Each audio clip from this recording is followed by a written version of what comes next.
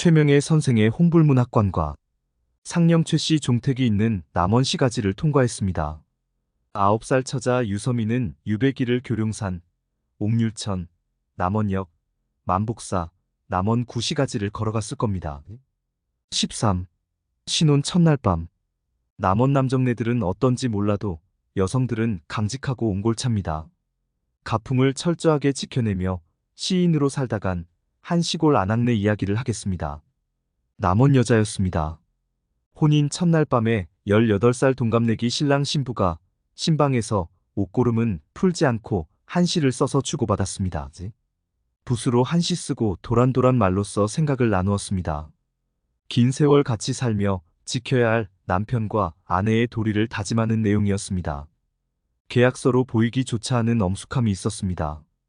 두 사람은 죽을 때까지 그 약속을 지키며 살았습니다. 신랑이 천생연분으로 운을 띄어 지은 시를 신부에게 주었는데 광안루 신선이었던 우리 오늘 밤 만나 옛 인연을 이었소. 배필은 하늘이 정한다는데 세간의 중매꾼만 바빠꾸려. 부부의 도리가 인륜의 시작이니 만복의 근원이라 하겠소. 하늘 복숭아 이야기처럼 침실과 집안은 당신 몫이구려. 이에 신부가 차운하여 답하기를 18신선과 선녀가 신방에 촛불 밝힌 인연이요. 한날 한시 태어나 한 동네에 살았으니 이 밤이 우연이랄 수 있겠소. 배필되어 낳은 아이는 백성이 될 터이니 군자가 예법을 만들었겠죠. 공경하고 따름이 아내의 도리라 죽는 날까지 거스름 없을 것이요. 여기까지는 철저하게 남존여비의 조선 사회 질서가 드러나 있었습니다. 그러나 신랑이 내가 잘못을 저질러도 따르겠소? 하자 그 잘못을 고쳐주는 것도 아내의 도리요. 라고 답하는 데서 신부의 굳은 심지가 드러났습니다. 이 부부는 아내가 이끌고 남편이 따라가는 삶을 살았습니다. 시댁 가족, 남편, 자식들을 거두면서 시를 쓴 농촌 여염집 여인으로 살았습니다. 이 부부는 200년 전 남원 서봉방에서 태어난 하립, 1769년에 태어나서 1823년에 떠난 김삼이당이었습니다. 하립은 담락당이라는 호를 가졌습니다. 담락은 그저 질펀하게 즐긴다는 뜻입니다. 부인의 이름은 알려진 게 없고 당호로만 남았습니다. 조선 후기에 서봉방으로 부르는 지역은 교룡산 서남 방향 살록이라 했습니다. 대산면 금성리에서 향교동에 이르는 지역이었습니다. 요즘은 면으로 통하지만 조선 영조 때 남원에서는 한양처럼 방을 행정단위로 썼습니다. 하립, 김삼이당 부부 초상화 출처 진안군청. 사람들은 김삼이당의 시를 보고 부부의 출생지가 유천마을일 거라고 하지만 김해 김씨와 진주아 씨가 섞여 살았던 마을 찾는 것이 더 정확할 듯 보였습니다. 김삼이당은 조선의 여류문인 신사임당이나 헌안설원보다 더 많은 작품을 후세에 남겼습니다. 유교 사회의 효를 바탕으로 균형 잡힌 처신이 시의 주류를 이룹니다. 남편과 떨어져 사는 여인네의 외로움도 숨기지 않았습니다. 그녀는 경제력 있는 사대부가의 여인도 아니고 황진이 같은 기녀도 아니었습니다. 생활고에 시달렸던 평범한 시골 여염집 아낙이었습니다. 이름도 남아있지 않고 당호로만 존재하는 한 집안의 며느리, 부인, 어머니였습니다. 그녀의 생애는 자서한 삼이당 유고에 어느 정도 서술되어 있습니다. 그녀의 유고에 의하면 김삼이당과 남편 하립은 1786년 10월 13일생으로 생일까지 같았습니다. 이 부부가 살았던 시기에 박지원, 이승훈, 정약용, 권철신, 윤지충, 유한검 등이 활동했습니다. 김삼이당의 당호는 남편이 지었는데 효, 경, 순종의 세 덕목을 마음에 둔 듯했습니다. 여성이 교육을 제대로 받을 수 없었던 시절이었습니다. 서당 담 모퉁이에서 귀로 들으며 글을 배웠다는 이야기도 있었습니다. 사서 삼경, 사서까지 읽어서 당시로서는 보기 드문 지식인이었습니다. 여기에 시 짓는 재능까지 갖추었습니다. 남원 교룡산. 결혼 후 10년간은 남편 하립이 과거 시험 공부로 한양으로 갔습니다. 과거가 유일한 출세길이었습니다. 당시 과거 시험 급제 경쟁률이 10,000대 1에서 50,000대 1이었습니다. 농사짓다가 말고 과거 시험장으로 밀려들었을 것입니다. 과거에 급제한다는 것이 요즘 로또 복권 당첨률 정도라고 여겨집니다. 수만 명이 몰려든 과거 시험장은 북새통이었습니다. 시험장에서 온갖 부정행위가 공공연하게 만연했습니다. 정조 임금이 급제자 장원부터 3등까지 불러다 재시험을 보였습니다. 세 사람 모두 백지를 냈을 정도로 부정이 심했던 모양이었습니다.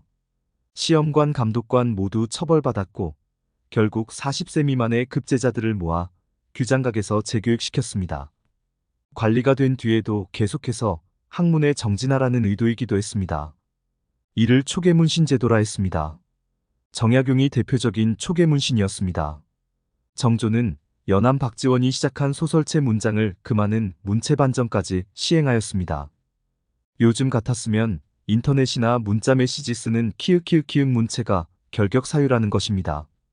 이를 모르는 선비들이 시류에 따라 편하게 답안을 작성했다면 채점도 제대로 받지 못하고 낙방했을 것입니다.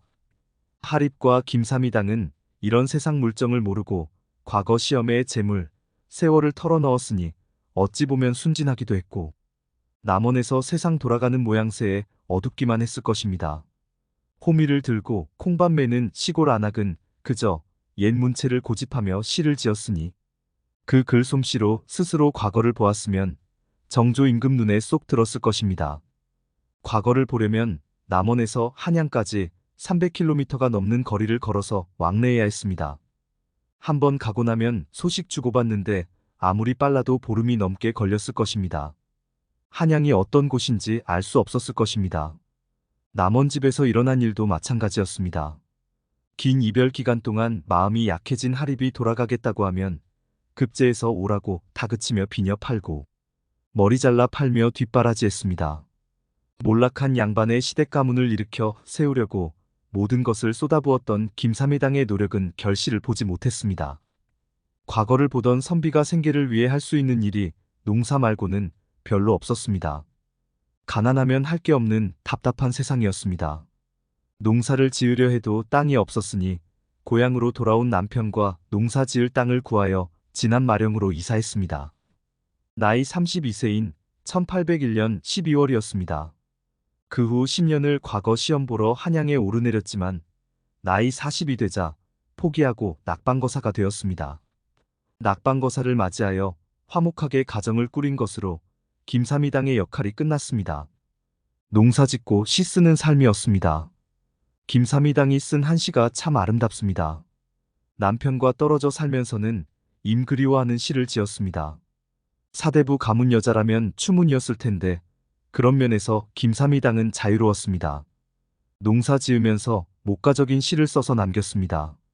농사일하며 쓴 시 중에 12월사가 대표작입니다. 1년 12달을 월별로 노래 지었습니다. 그중 5월 단오절을 보겠습니다. 황매새우습경연. 황매에 내리는 연무 같은 안개비. 염해유금한 주면. 주련박 새소리에 낮잠을 설쳤네. 요란독린다 여반 시끌벅적 동구 밖에 모인 사람들. 녹양음리 송추천 푸른 버드나무에 그네를 메었네. 김삼이당의 문학세계는 주변에 한정되었다고 보여집니다. 대부분 사대부가의 여성들이 그랬듯이 천주교 박해가 한창이던 시절을 살았으나 사회문제, 종교, 사상, 세상 일에는 거의 관심이 없었습니다. 주로 남편, 자식, 시댁 식구들이 그녀의 세계였습니다. 하립이 과거를 포기하고 진안 마이산 옆에서 농사지으며 주거니 받거니 지은 시들이 반짝반짝 빛이 났습니다. 그중 한 수를 오초 황한운 원광대 교수가 번역해서 진안군청이 시비로 만들어 세웠습니다. 시비에 새겨놓은 것을 아래에 옮겼습니다. 이 한봄 고운 꽃에 달빛마저 드리우니 달빛에 비친 꽃이 그 더욱 고운꼬녀. 곱고도 또 고운 빛이 우리 집의 빛이오. 남편이 이렇게 읊었으니 아내가 답하기를 밝은 달 고운 빛이 서로 엉겨 가득한데 꽃 같고 달도 같은 우리님을 마주하니 그 뉘 세간 영욕이 이보다 더하리요. 출세라는 명분이 감정보다 강했습니다. 그녀가 집착했던 남편의 입신양명은 결국 효도 차원에서 강력하게 밀어붙였던 일이었습니다. 남편이 과거 준비하러 한양으로 떠나 있었던 긴 세월 동안 그리움을 남편에게는 드러내지 않고 시로 남겼습니다. 한양에서 공부 포기하고 귀가하려는 남편에게 오히려 학문 정진을 강권했습니다. 남편이 나이 들어 과거를 포기하자 그대로 받아들이며 자족의 길로 들어섰습니다. 한가로운 여름날을 이렇게 노래했습니다. 길고 긴 해 창밖에 향기로운 바람. 어찌 석류꽃은 봉오리마다 붉던가. 문간에 기와 돌 조각 행여 던지지 마소. 꾀꼬리 한 마리 수풀 속에 있다오. 20살 남짓의 젊은 남자가 처와 떨어져 10년을 서울에서 살았습니다. 고향에서 붙여오는 생활비로 살았는데 공부에만 전념하지는 않았을 것입니다. 돈에서 자유로워지면 공부보다 놀기에 빠지기 쉽습니다. 하립의 당호 담락이 말해주듯 질펀하게 놀며 지냈을 것이라는 상상도 해봤습니다. 주색 잡기에 돈 다 써버리고 떠돌다가 내려온 사람이라는 짐작을 해봤습니다. 남원으로 내려와 진안 마령으로 이사하고도 질펀하게 즐기는 삶은 이어졌을 것입니다. 김삼이당 일가가 남원에서 진안 마령으로 이사한 때가 1801년 12월이었습니다. 이 부부가 사남매를 낳기는 했는데 딸 둘이 이사 후에 죽었습니다. 어미는 애통함을 가슴에 안고 인생 무상을 글로 표현했습니다. 남자가 질펀하게 놀러 다녔는지 몰라도 여자는 진중하게 집안을 지켰습니다. 남자가 방패라면 여자가 창이었던 셈입니다. 순교자들 중에 그런 부부도 있었습니다. 감옥에 갇혀 고문당하는 남편이 배교하지 않도록 다독거리는 부인의 모습은 나중에 진주 반석마을의 윤씨 부인에게서 볼 수 있습니다. 두 여성이 지향했던 바는 달랐어도 집안을 이끄는 모습은 같았습니다. 천주교 박해의 광풍이 휩쓸고 지나갔어도 입신양명에 눈을 둔 사람들은 박해받는 사람들을 애써 외면하고 살았을 것입니다. 과거 시험에 20년을 그렇게 쏟아 붓고도 뜻을 이루지 못했으니 절망감이 들지 않은 것만으로도 다행이다 싶었습니다. 김삼이당 하립 부부의 삶을 듣다 보니 문득 유섬이 처자의 오빠와 옳게 생각이 났습니다. 동정 부부로 살다가 순교한 이들의 관계도 어쩌면 그렇게 순수하면서 아끼고 사랑하는 사이였을 것입니다. 비슷한 시기를 살았던 두 쌍의 부부에게서 출세라는 현세의 욕망과 영적 구원의 신앙이 대비되는 것을 보았습니다. 유섬이 처자가 남원을 거쳐 거제로 간 때는 그해 10월 10일경이었습니다. 유섬이 처자가 김삼이당의 딸 같은 나이였겠지만 처지가 다르니 소식을 들었다 해도 그저 그때 그런 일이 있었나 싶었을 것입니다. 동정은 했을지 몰라도 같은 길을 가기에는 너무 먼 마음이었을 것입니다. 결국 이 부부가 세상 부귀영화를 추구할 수 없게 되었습니다. 노동에서 즐거움을 찾았으니 그나마 다행이었을 것입니다. 그녀의 삶은 소설이 되어 시중에 나돌고 있습니다. 부부의 삶의 충실함을 보면 여성이 남성보다 월등하다는 것이었습니다. 지적으로 그리고 정신력으로 압도하는 경우였습니다. 양반 남성들만이 활동할 수 있었던 불행했던 시대가 아니었다 해도 그깟 과거에만 매달려 삶을 낭비하지는 않았을 것입니다. 남성 우위의 사회적 장벽을 뛰어넘어 그녀의 재능은 완벽하게 드러났습니다. 여건이 어려워서 더욱 아름답게 보이는 삶이었습니다. 남원역을 떠나 오송으로 오는 기차, 차창 밖으로 해가 기울었습니다. 낮이 밤으로 바뀌는 시각이면 초겨울 추위가 새삼스럽게 됩니다. 차창에는 하얗게 김이 서리고 그 위로 노란 석양이 번지다 말았습니다. 짚을 태워 저녁밥 짓는 냄새, 그 오래된 기억도 흐물흐물해졌습니다. 견디기 힘든 고난의 시간, 이해하기 어려운 부조리의 세계, 배신감에 떠는 관계, 해도 해도 끝이 보이지 않는 노역. 이런 것들이 하느님이 주신 존재의 은총인가요? 다음은 셋째 나들이 1박 2일입니다. 5일 20km 남원역의 도통동 성당, 응령역참, 운봉성당, 인월역참.